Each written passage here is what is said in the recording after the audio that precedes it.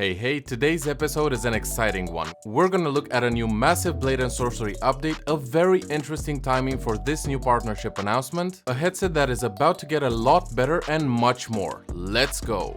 Just in time for Halloween, VR horror title Project Terminus is launching on Oculus Quest and Rift on October 28th and will feature full crossplay compatibility with Steam VR as well as Quest and Rift crossbuy for the Oculus version. Set in Paris, France, the game will take you on a spine-chilling journey through the city, which has been taken over by swarms of nanites that turn the population into mindless beings which you'll of course have to either avoid or deal with. It will feature both single-player and online co-op, so if you're anything like me and prefer having your friends nearby in horror titles, then you'll love Project Terminus.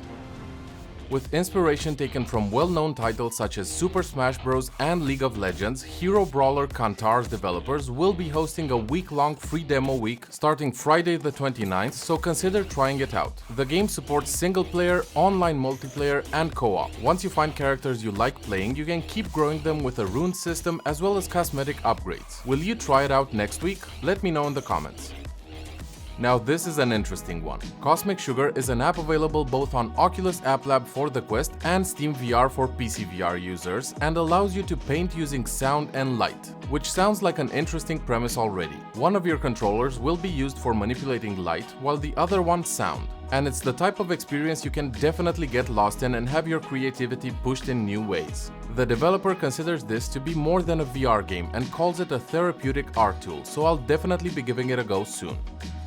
Keeping in line with the topic of mindfulness, Guided Meditation VR is a simply gorgeous title that promises to help you soothe your body, soul, and especially your mind with over 30 hours of guided meditation in over 40 environments. You can choose between various meditation topics such as anxiety, depression, maternity, resilience, sleep, or Zen. The beautiful visual settings are accompanied by more than 300 audio tracks designed to enhance the experience even more. Have you ever tried meditation in VR before?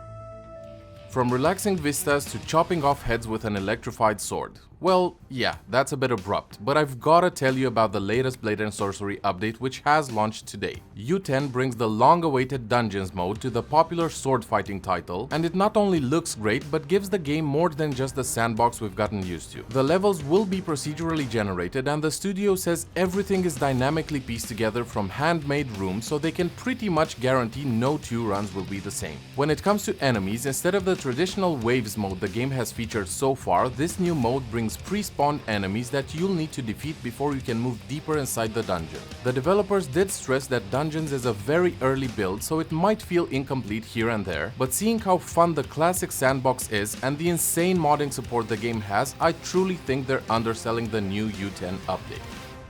Virtual Desktop has recently added a sharpening feature that works using AMD's contrast adaptive sharpening. But don't worry, you don't need an AMD graphics card to use it. It works the same on Nvidia too. Normally, since Wi-Fi doesn't really have the bandwidth for sending uncompressed frames, image quality can be affected by the compression algorithm. But this update should mitigate a lot of that effect, and it's smart enough to only be applied to blurry areas and avoid ones that are already sharp enough. You'll be able to set it anywhere from 0 to 100%, but the developers recommend a setting of around 75% to be optimal. Unless you feel it's too sharp for you, in which case you might want to turn it down a bit. Pimax announces their partnership with Tobii, who are a leader in eye tracking technology, and I found the timing of this press release very interesting. Pimax is holding their Frontier event tomorrow, so who knows, maybe we'll see some more info about this at the event, since the partnership aims to bring both eye tracking and foveated rendering in future generations of Pimax headsets. By the way, I'll be live streaming Pimax's event right here on the channel, and I'd love to see it there so we can watch it together. You're not just gonna leave me hanging, are you?